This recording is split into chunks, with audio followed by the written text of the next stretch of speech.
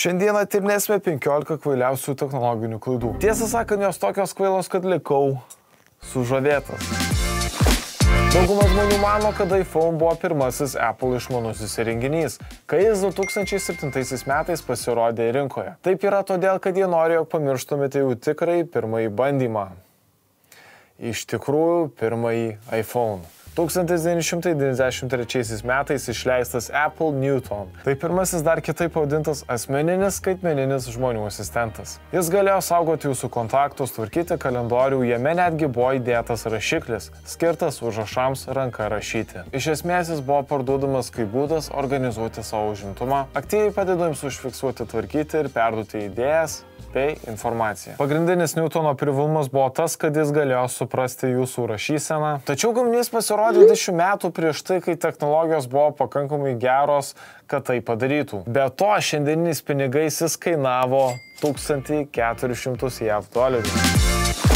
Na, turbūt esate matęs moš youtuberius, kaip vos išgyveno su šiais sakiniais. Na, Hebrel, tai buvo 2012-ieji ir atrodo, kad tai bus inovacijų proveržių metai. Instagramas pavarė Android sistemoje, Nokia ten pristatė 41 megapikselių kamerą. Čia viskas taip blatnai išrasta, o tai ką Google daryt? When did I start wearing these ugly glasses? Google tikrai nepasidavė ir balandžio mėnesį vaizdo įraše pasirodė eksperimentiniai papildytos realybės akiniai ir juos pademonstravo pats Google. Vienas iš įkūrėjų, Sergejus Brinas, pats parodė įmantrius naujus akinius.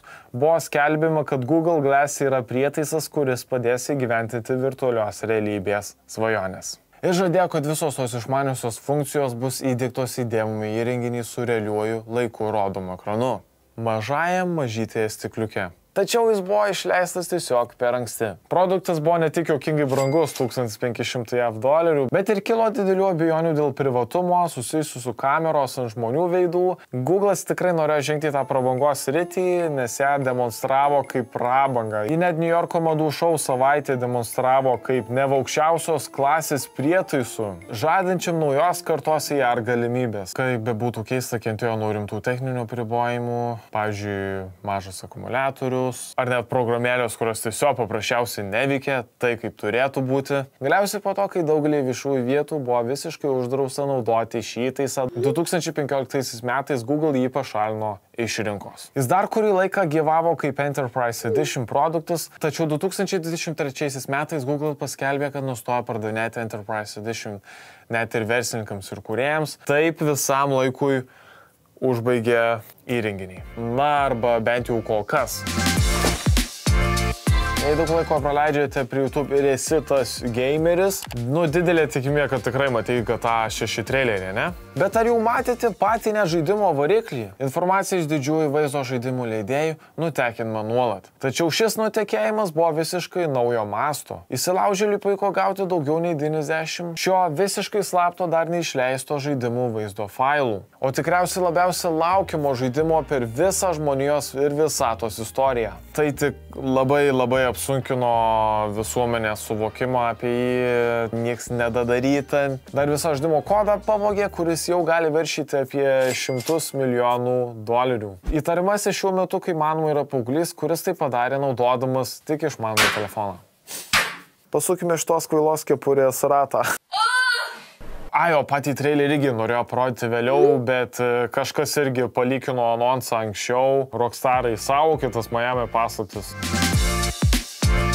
Šiaip nėra nieko juokinga apie žmonės, kuriems reikia protezų, trūkstamai galūniai pakeisti. Tai, kad dėja vieno žmogaus norėjusio pademonstruoti savo paties sukurtą robotinę ranką, nelaimės per vieną naktį tapo interneto sensacija. Pagerbkime šitą žmogų už jo pastangas, pažiūrėkime šį video. Jaučiuosi taip, lyg būčiau vis kvailesnis darant šį vaizdo įrašą. Taip, nusimkim šitą kepurę, gal taip nebebus. Galbūt girdėjote, kad Tesla elektriniai automobiliai šiuo metu tiesiog skrieja. Bet tai šiek tiek keista, nes tuo pačiu metu vienas iš pagrindinių jų pardavimo privalumų vadinamasis tas savarankiškas autopilotas. Tai, kad automobilis važiuoja savarankiškai, yra melas.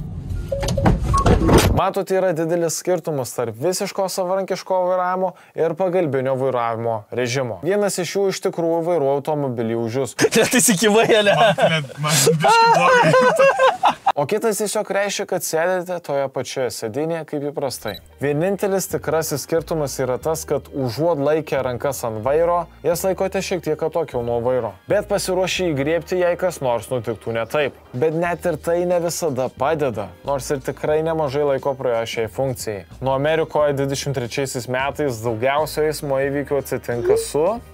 Parašykit greitai komentarus, duodu 5 sekundės. 1, 2, 3, 4, 5.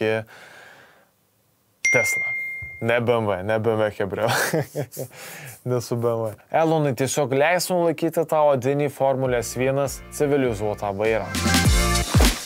Tiesą sakant, per daugelį metų Google patyrė tiek daug nesėkmių, tačiau Google Plus išsiskiria, kad tai turbūt didžiausias visų laikų Google failas. Tai buvo Google bandymas 2011 metais sukurti socialinę žiniasklaidos platformą. Su unikaliu pardavimo punktu, kurį jie pavadino Circles. Jie leido suskirstyti draugus į socialinius ratus, jūsų darbo draugai, salės draugai, jūsų ex ar priešai, kad galėtumėte skelbti specialiai tiems žmonėms pritaikytus įrašus. O tai nebuvo gana gera idėja. Galiausiai tai tapo našta naudotojams, nes jie buvo priversti rankiniu būdu rūšiuoti kiekvieną pridėtą asmenį. Bet to pusė laiko net nebuvo prasmės rūšiuoti žmonės. Pavyzdžiui, draugelis jūsų artimų draugų apima daugybę skirtingų ratų. Žodžių draugelio, draugo draugelis. Tuomet kur kas buvo patrauklesnė Facebook platforma. Tiesiog buvo tokia paprasta draugų sistema, kad galėjai tiesiog vieną kartą pridėti žmogų ir viskas. Taigi, kai matote, tai buvo pagrindinis išskirtinumas, kartu ir nepatogumas. Žodžiu, Google'as pavėlavo į šį socialinį žaidimą. Tačiau kas galėjo pagalvoti, kad didžiausia žmonių laikrodžių nesėkmė galimai kada nors įvyks iš tikrųjų bus Apple? Visi žinome, kad Apple nėra svetima prabanga ir kad jie visada bus aukščiausios klasės, kalbant apie kainą. Tačiau 2015 metais jie tikrai leido savo reputaciją susigundyti, kai greta standartinių sportinių laikrodžių modelių jie išleido Apple Watch Edition, itin prabangų 10 000 JAV dolerių laikrodį. Tai buvo 18 karatų aukso versija. Juos išdalino žymybėms kaip Kanye Westas, Beyoncé, rinkodaros tikslais. Tai turėjo būti didžiulis Apple pelnas. Būdas padauginti savo pajamas daugiau nei bet kada matyta. Bet jei dabar šiek tiek sustotume ir pagalvotume, ne? Kas nori išleisti 10 000 dolerių ant išmanaus laikrodžio, kurių funkcionalumas, ekranas ir baterija iškart pasens, kai tik Apple išleis kitą modelį? Atsakymas tikrai labai nedaugelis. O svarbiausias dalykas, kurioje nepastebėjo, yra tai, kad išmaniųjų laikrodžių rinka nėra panašiai į įprastųjų laikrodžių rinką. Išmaniusius laikrodžius perka žmonės tie, kurie mėgsta technologijas, o tie, kurie mėgsta technologijas, nesiruošia tikrai aukoti 10 000 dolerių, kad kiekvieną seriją vis nusipirktų ir kad biškelį to riešas spindės. Nu, nesąmonė.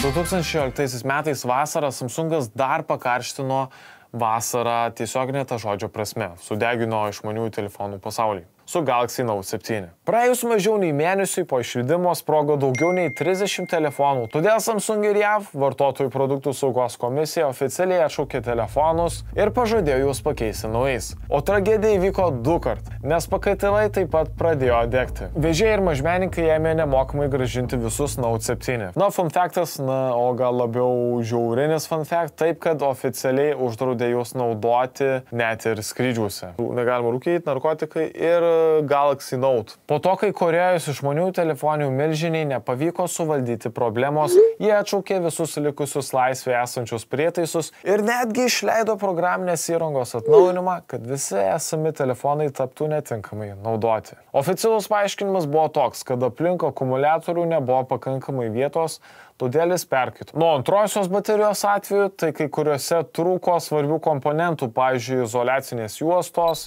Nepriklausomai nuo priežasčių, tai buvo potencialiai puikus prietaisas, kuris įklimpo į netikėtą, milžinišką skandalą. Ir vėl grįžtam prie Apple.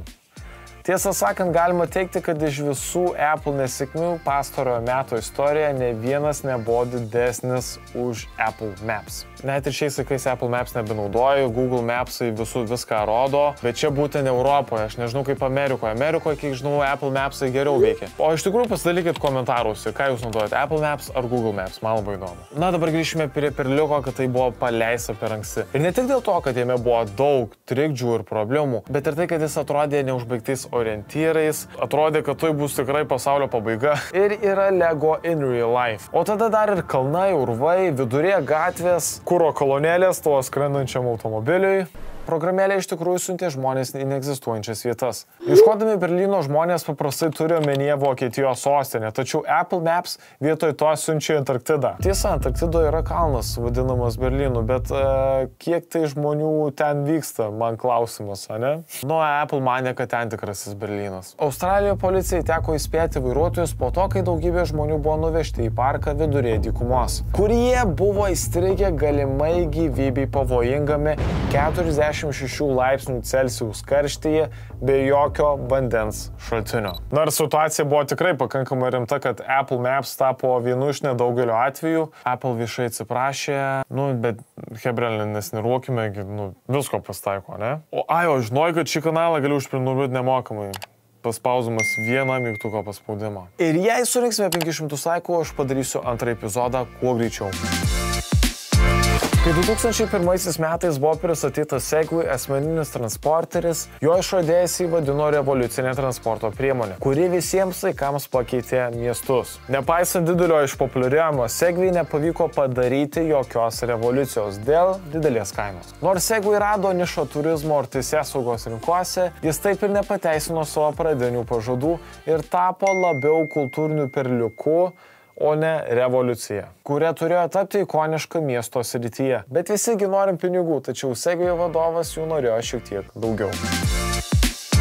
Nusikelkime į praeitį. Taigi 1985 metais pasirodė iš tikrųjų pirmasis Tesla automobilis. Šis prietaisas turėjo sukelti revoliuciją asmeninėme transporte. Tai buvo mažytė triratė vienam žmogui skirtas hybridinis dviratis ar gal automobilis. Nesvarbu. Vieno įkrovimo atstumu siekia iki 32 km. Ir taip, tai reiškia, kad jis buvo elektrinis. Gerokai anksčiau nei dauguma žmonių net galėjo pagalvoti, kad elektrą galima vairuoti.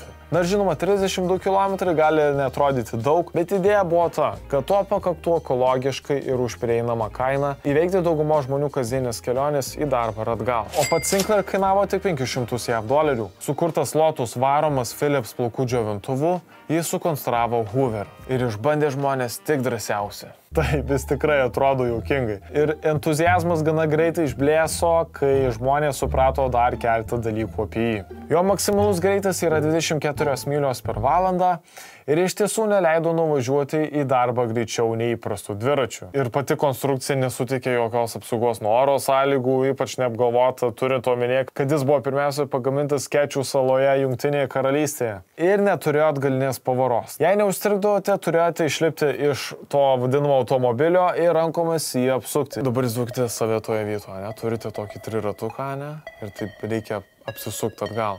Tada nelabai gal kietai atrodytumėte, ne? Tikriausiai girdėjote, kad Amerikoje yra smurto su ginklais problema. Diskusijos dėl sprendimų yra neįtikėtinai gilios ir sudėtingos. Todėl buvo lygiai taip pat neramu ir juokinga, kai bendrovė Axon, kurios misija buvo saugoti gyvybę, labai viešai paskelbė savo sprendimą masinių šaudynių problemai spręsti. Įdiekime policijos dronus su nuotoliniu būdu valdomaisiais elektrošoko prietaisais ir paleiskime mokyklose. Dieve mano, kokia tai idėja. Aš dabar įsivaizduoju, būdamas koks penktokas, kaip gaudyčiau tuos visus elektrošoko dronus. Pranešimas iš karto tapo per Twitter juoko objektų. Tuomet Axon atsakė pripažinama, kad dauguma jos etikos patariamosios tarybos narių iš tikrųjų griežtai prieštaravo šiam projektui. Tačiau bendrovė iš esmės jūs ignoravo, todėl iš tikrųjų atrodė dar blogiau ir protestuodama atsistatydino 9 iš 12 valdybos narių, todėl Axos bendrovė atrodė kaip vienas didelis pokštas. Dar laimiai, kad to drono taip ir neišleido į rinką. Nepradėjo komentuoti. Parašykite komentarus, sausi pusryčiai ir paskui pienas ar atvirkščiai. O iš tikrųjų koks skirtumas? Pusryčių mašina žino, kaip teisingai turi būti paruošta. Deja, paaiškėjo, kad pusryčių mašina veikia ne taip, nes tai labai grėmėsdiškas prietaisas, net ir nesugebintis tinkamai įpilti pieno į dubenėlį. Vis dėlto tai drąsios pastangos, bet ne tai, ko dabar norėtume turėti savo namuose. Tačiau rusų šachmatų robotas nugriovė pasaulį. Jis sugebėjo užpulti vaiką, žodžiu normal day in Russia, ne? Iš vaizdo įrašo atrodo, kad 7-metis berniukas bandė atlikti ėjimą, o robotas vis dar manė, kad tai jo eilė. Todėl robotas galiausiai sugribėjo pirštą, per stipriai suspaudė ir jį sulaužė. Be to, iš incidentą kiek keistai reagavo Rusijos šachmatų federacijos pareigūnai. Pavyzdžiui, viceprezidentas Sergejus tarsi kaltino berniuką, teigdamas, kad tai atsitiko, nes jis pažeidė saugumo protokolus. Kvailas vaikas padarė šį baisų nusikaltimą. Ar tokiom etikos normom rusai yra geriausia šachmatuose? Tai vat, chebra, nebankrutuokit. O jei norit sukurti verslą, tai kurkit kažką protingo. Tau spręs, koks verslininkas tapsi. Pakomentuok, kuri istorija labiausiai tau patiko. Na, jei surinksime 500 laikų, tikrai pasirodysiu labai greitai. Panašiame video. Iki.